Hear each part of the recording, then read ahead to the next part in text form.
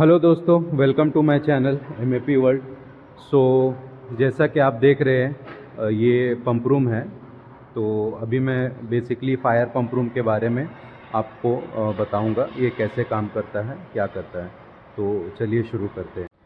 तो सबसे पहले मैं आपको ये बता दूं इस प्रोजेक्ट के बारे में कि ये प्रोजेक्ट जो है B2+G+12 फ्लोर का एक कमर्शियल बिल्डिंग है, जहाँ पे आप देख रहे हैं कि ये अभी इंस्टॉलेशन तो हो गया है, बट अभी कमिश्निंग इसकी बची हुई है और कुछ ऐसी पार्ट्स है फायर की जो अभी इसमें इंस्टॉलेशन करनी है।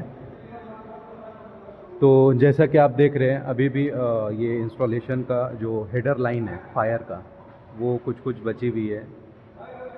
बटरफ्लाई वॉल जो है वो इंस्टॉल हो रहा है। तो अभी फ़िलहाल मैं आपको फायर पंप रूम के बारे में बताता हूँ, ठीक है। तो बेसिकली क्या होता है, फायर पंप रूम में मेजर जो पार्ट्स होते हैं वो फायर पंप्स ही होते हैं। जो तीन टाइप के फायर पंप्स होते हैं। फर्स्ट आता है आपका जॉकी पंप, सेकंड पार्ट आता है आपका इलेक्ट्रिकल पंप, एंड लास्ट आता है आपका थर्ड पंप डीजल पंप। तो अभी मैं कॉन्सेप्ट बताता हूँ कि ये कैसे काम करता है। तो जैसा कि आप देख रहे हैं, ये पंप जो आपका वर्टिकल पंप है, इसको मेजरली जॉकी पंप कहा जाता है मेनली, ठीक है। तो अभी इसका काम क्या है कि बेसिकली जब इनिशियल टाइम में कहीं पे आग लगती है, ठीक है, फायर ऑक्योर होता है, तो इनिशियल स्टेज में ये जॉकी पंप ही रन होता है। ये सबसे पहले स्टार्ट होगा, ठीक है। देन ये अगर इन केस अगर वो प्रेशर मेंटेन नहीं कर पा रहा है, ठीक है, तो जैसा कि आप देख रहे हैं ये अपना इलेक्ट्रिकल पंप है। ये इलेक्ट्रिकल पंप उसके बाद रन होगा, ठीक है। तो ये वो प्रेशर को मेंटेन करेगा, सारे प्रेशर को। अगर इन केस जॉकी पंप वो प्रेशर मेंटेन नहीं कर पाती है तो देन उसके बाद लास्ट जो पंप है हमारा, ये आप दिख रहा है डीजल पंप।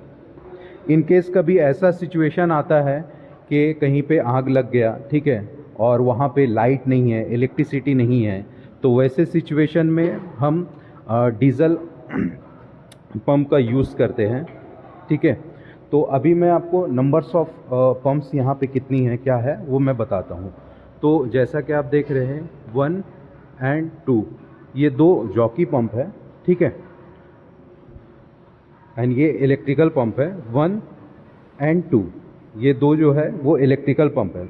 हालांकि ये वेरी भी होता है, हमने दो इसलिए रखा है कि एक वर्किंग में रहेगा, एक स्टैंड बाई रहेगा। लेकिन जर्नली आप बहुत सारी जगहों में ये भी देखेंगे कि एक ही सिर्फ वो पंप रहता है, इलेक्ट्रिकल पंप, एंड एक तो डीजल पंप मैंने आपको बता ही दिया है, ठीक है।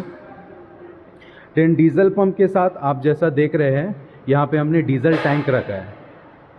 तो डीजल टैंक का स्टैंड हमने यहाँ पे बनाया है, ये ग्रेविटी के थ्रू इसको फीड करेगा, ठीक है।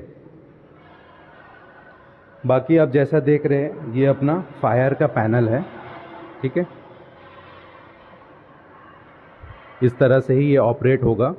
तो बेसिकली यहाँ पे दो ऑपरेशन हमने रखा है, एक मैनुअल में है और एक ऑटो में है। तो हमने ऑटो में ही कंसिडर किया है, क्योंकि मैनुअल में रख के कोई फ़ायदा नहीं है, ठीक है, क्योंकि बार बार उसको कोई ऑपरेट नहीं कर पाएगा।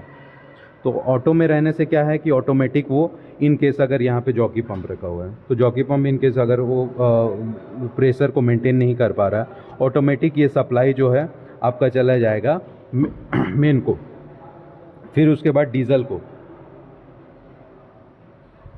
तो ये सारी चीज़ें मेंशन है।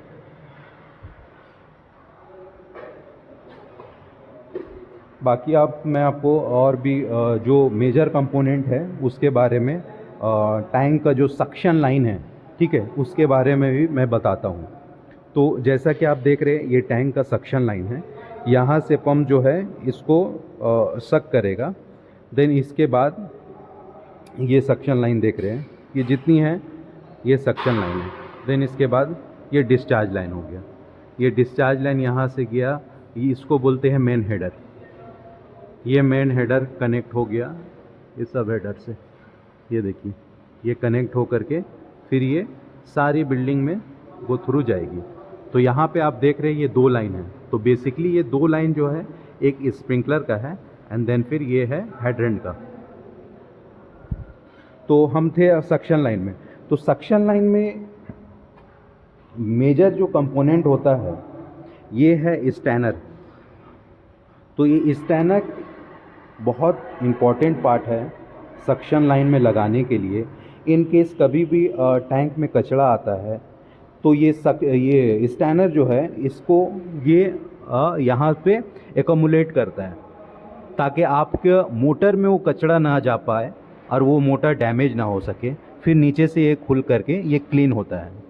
तो ये बहुत मेजर कंपोनेंट है स्टैनर, हर सक्शन लाइन में कंपलसरी है ये लगाना, ठीक है। देन उसके बाद हमने गेट वॉल दिया है। गेट वॉल आप देख सकते हैं इस तरह से गेट वॉल रहता है, ठीक है। ये ऑपरेट करना है, इसको घुमाएंगे तो ये क्लोज होगा, एंटी क्लॉकवाइज करेंगे तो ओपन होगा। बाकी आप इसमें भी देख सकते हैं हमने गेट वॉल कंसीडर किया है। बाकी पंप के पास जो है, जॉकी पंप के पास हमने मीटर दिया है, गेज मीटर इसको बोलते हैं, ठीक है। इसमें आपका प्रेशर ये बताएगा कि कितना प्रेशर है लाइन पे।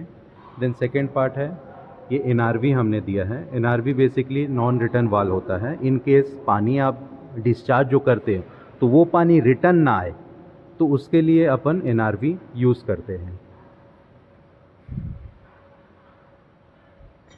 देन सेकेंड पार्ट आपका एयर विसल टैंक हो गया, ठीक है। तो एयर विसल टैंक का मेजरली काम ये रहता है कि कभी भी लाइन पे एयर आए तो एयर को आप रिलीज़ कर सकते हो, लाइन को प्रेशर को मेंटेन करके रखता है, ठीक है, स्टेबिलिटी उसका मेंटेन करके रखता है।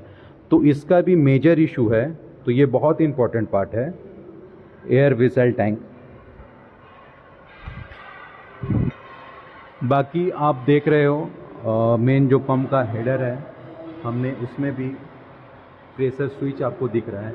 ये प्रेशर स्विच जो है वो डायरेक्ट लाइन से कांटेक्ट में रहता है, कितना प्रेशर है क्या है वो प्रेशर गेज में, और ये मेंटेन करता है मोटर के थ्रू वो कनेक्टेड रहेगा।